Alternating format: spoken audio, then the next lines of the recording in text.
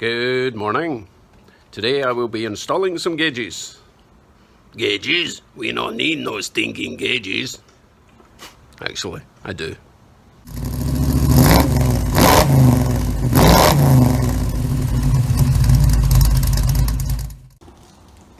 Here is my selection of miscellaneous gauges that I'm going to make fit. And this is how they will be mounted in the car. So we have the tachometer, because it's very important to know what revs your automatic car is doing. Hey, I've got it. I'm going to install it. Speedo from who knows what, but it fits. Well, that part fits. This part, it's a bit big. I'll make it fit. Oil pressure gauge. Hardest part about this is installing the pipe, which is awful. See this plastic crap? It looks horrible. It gets brittle. So I've got this instead, copper pipe. Now I think there's probably enough pipe there to do it twice, you know, because I'll mess it up the first time. I'll maybe use a bit of wire to route it first, you know, to get the shape, and then I'll bend that to shape, because I don't imagine that's going to be very forgiving if I keep bending it. Now I've got 3 gauges this size. I've got the water temperature, the voltmeter, and the one that's in the car just now is the fuel level, and they're all the same size. So what I'm going to do is get one of those 3-hold bracket things, sort of that shape, and I'll just hang it underneath the middle of the dash for now. But as I say, I need to get one of these, so for the moment I'll just be installing these 2, one in the dash and one on this thing hanging underneath. I don't need actually I don't need that one just now. I know that the alternator's charging, so it will be the water temperature and the fuel level will be getting installed today. So I'll just I'll show you the dash. Right, this is my dash, completely unmolested for now. So as I say, the tack will go there, but that hole's bigger than the tack. That will be the speedometer. That hole is slightly smaller, but I just need to grind down a couple of bits at the sides. That will be my oil pressure level, oil pressure gauge. Again, that is too big. That will probably be my water temperature gauge, and then the one hanging below it will be the fuel gauge for now. And I'm not using those holes. They're too far away for the driver. I don't quite see the point. I'm not sure what they were for. If you have or had a 36, 37 coupe, let me know what those gauges would have been for. I'm pretty sure that the fuse panel would probably sit behind that, hence why it's hinged. It would be kind of silly to be a glove box if it had clocks sticking away up there. Hey, maybe it's cup holders. There's an idea. Anyway, that's the dash. Little side note for you, a lot of you were saying that air cleaner was too small, so I found this in the back of my garage. It's kind of huge and it's a bit ugly. Well, it's not ugly, it just doesn't look great for this, but I'm going to have a hood anyway, so you're not really going to see it.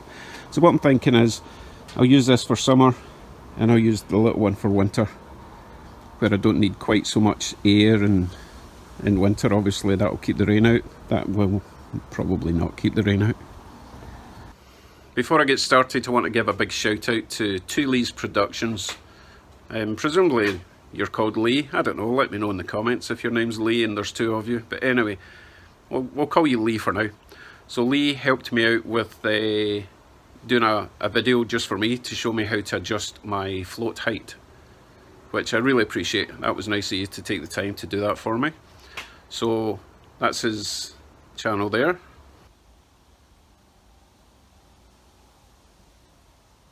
So please take a couple of minutes, go visit his channel, hit the like, subscribe. I would appreciate it, I'm sure he will too. Right, back to work. So in order to make these fit into the large holes, these 2, I'm going to use this ABS plastic stuff. Pretty easy to work with. So I'll cut the hole size for these in this, and then I will just cut out a square for now and attach it to the inside of the holes that I've already got on the dash. Luckily there is a couple of screws on the inside of the dash that these can attach to. That was kind of lucky, so I don't need to, well, I couldn't weld it anyway, but I don't need to make any brackets for this to attach. So let me make these holes. I'm going to attempt to cut these holes out using a jigsaw, but I'm going to use a metal blade because a wood blade would just rip this to shreds. So watch this, this will be fun.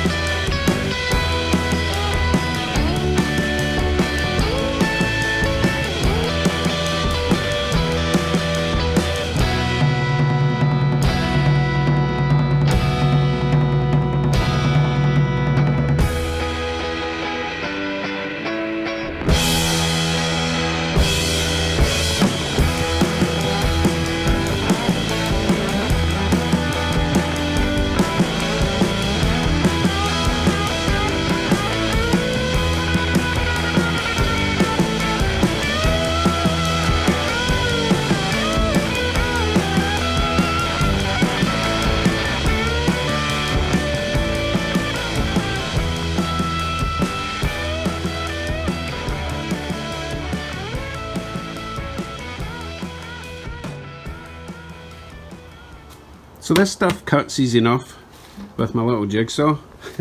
The downside is, as you cut round, because of the heat of the blade, it just seals it up again behind, it just melts it back together. So that's why it took me quite so long. That one's a wee bit oversized, I can put some tape around that or something just to make it a bit bigger. That one's nice and snug. In fact, I think it's probably bonded in already. No. So I just need to cut a square round these, attach them to the inside of the dash.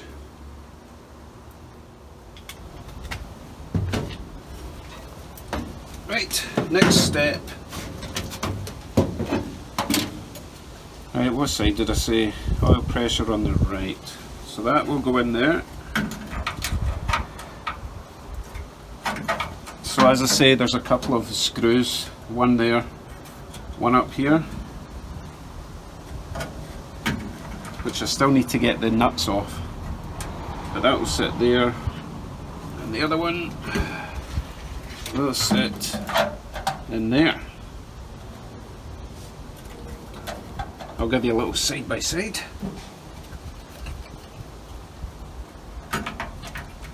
Yeah, that should look okay. Right, let me tackle these off camera because this is going to be a pain. Because they've been in there a long time. Rust you a long time. WD-40.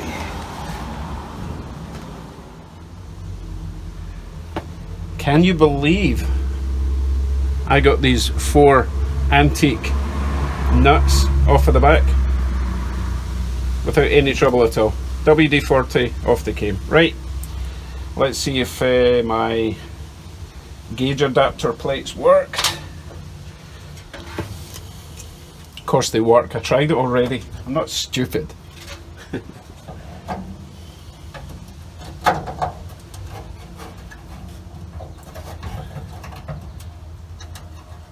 It's fine, so the nuts will go on the back. Not right now because I still want to wire it up.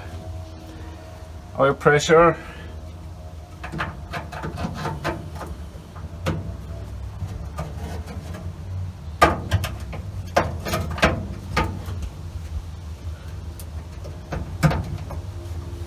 And speedo.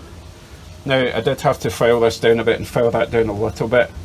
Hopefully I didn't do anything that's going to ruin it. I think it was just slight rust build up and paint that I had to get rid of, but this had to go down.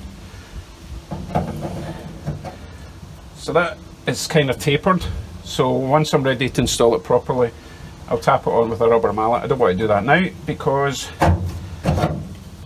well, I suppose I could hook up the speedo cable if I can find it. Give me a sec.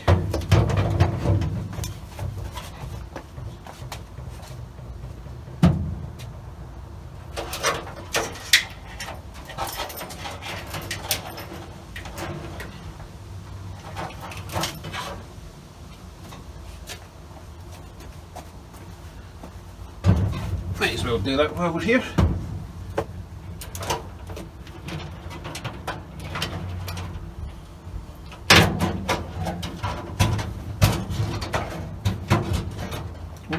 That's just long enough.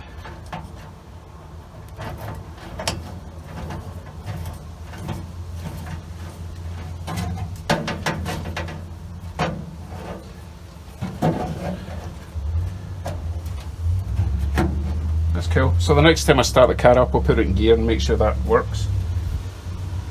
Right, let's plumb that in. Right, let's have a look at this copper piping kit.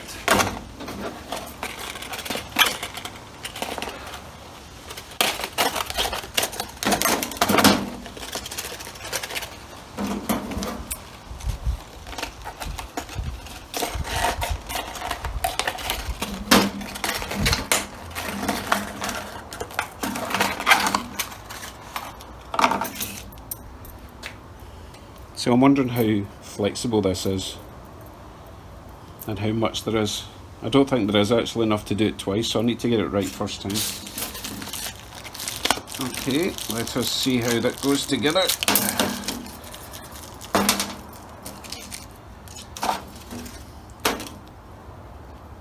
So this is the fitting that I've currently got going into the engine. Oh, that even goes through. That's a good start. So it's the same size as I had before. So let's use the new one. I'm just going to make sure that fits. Back in a sec. Okay, so that one fits. So let's see, I've got two of these little, what do you call them? We call them olives in the UK. What do you call them? Anyway. So let's see, that will go on there. That needs a bit tidying up, it's a bit sharp. I'll file that down. Right, I just cut the end off rather than messing about, and then use my little tool to get rid of any slag. Right, so I have my end on first. And then this will go on there, and then that will squash it into the other side, which probably looks like that. So as you can see, that is what's the word? Conical.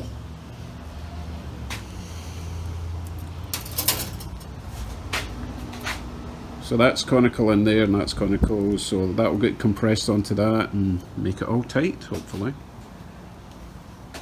Presumably it's the same on the other side. So that's one set for that side. The clock, oh, I need to take that one off.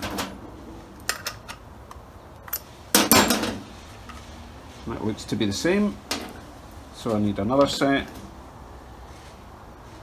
which I have. Oh, there's it, right. Yeah, so that'll go on the other end.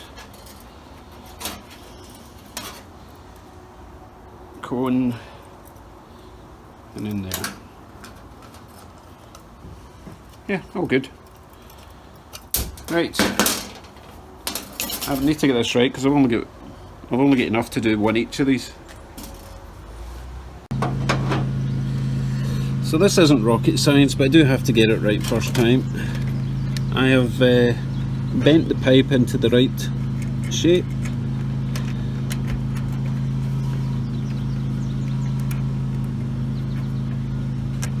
Oh, camera wants to get closer, that's nice of it. So that goes in there.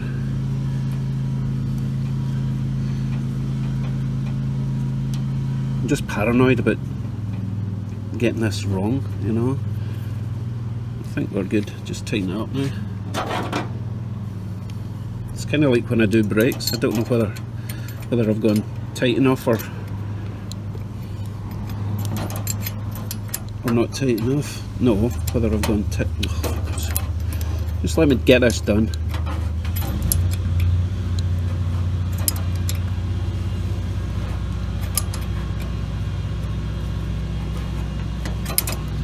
I suppose I could go not too tight, and then when I start it up, if it leaks, I can tighten it up a bit. And it is quite soft copper, I shouldn't have to go too tight. Right, let's see, do the same for the inside.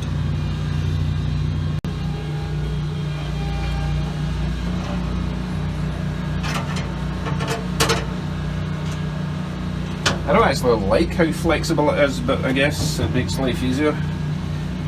It just feels like it's going to break at any second. They're cutting grass everywhere today, oh my god, so noisy.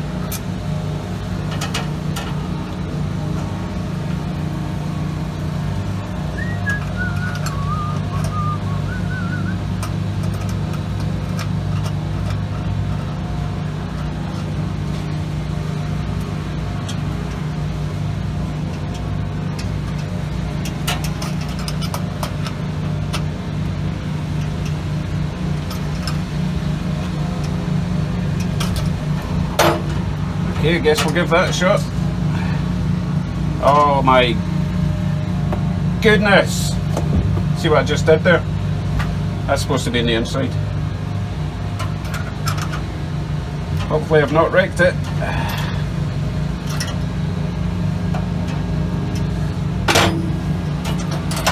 This is what happens when you're overly cautious. You screw things up.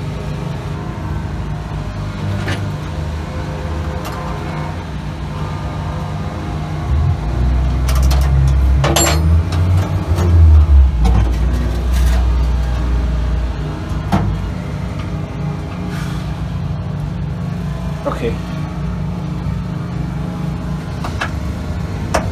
I made that look way harder than it was. Right, this seems like an ideal time to test what we've done so far.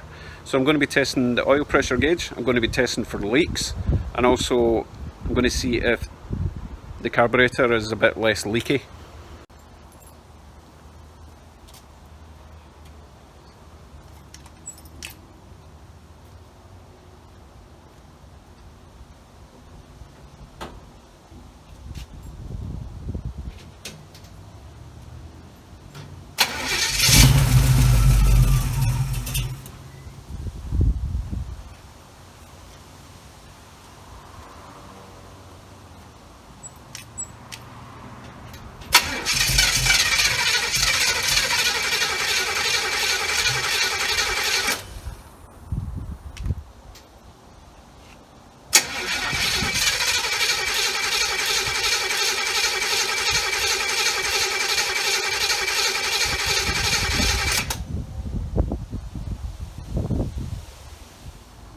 I think my carb is dead.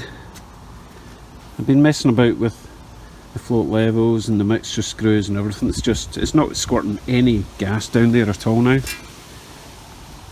Nothing at all, look. I've made sure there's fuel in the tank. Anyway, I've ordered a rebuild kit, should be here tomorrow. So, not the end of the world, and I've got another carb if that one really is goosed. Meanwhile, I can at least check my oil pressure gauge just by cranking it.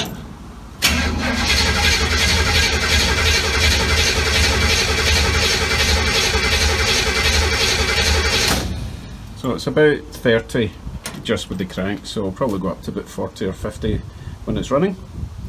But I can't test my speedo, unfortunately, because I can't run the car. Fuel gauge is still working. What to do? What to do? Might as well install my little water temperature gauge. Can't test it obviously, but I'll get it in place.